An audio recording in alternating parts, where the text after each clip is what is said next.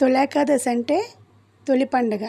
తొలేకాదశి వస్తూ వస్తూ పండుగలన్నీ వెంట తీసుకొచ్చే తొలేకాదశి రోజున చక్కగా తెల్లవారుజామున లేచి స్నానం చేసి వెంకటేశ్వర స్వామికి పిండి దీపం పెట్టుకొని చేసుకొని విష్ణు సహస్రనామం విన్నా చదివినా చాలా మంచిది. అలాగే వెంకటేశ్వర స్వామికి కుడుములు వండుకుంటే కుబేరులు అవుతారంట. పాలు పొంగించుకొని పాల తాలికలు వండుకుంటే సంసారం పాలు పొంగినట్టు పొంగుతుంది. ఈ తొలి ఏకాదశి రోజున చక్కగా పూజ చేసుకొని వెంకటేశ్వర స్వామిని వేడుకుందాం.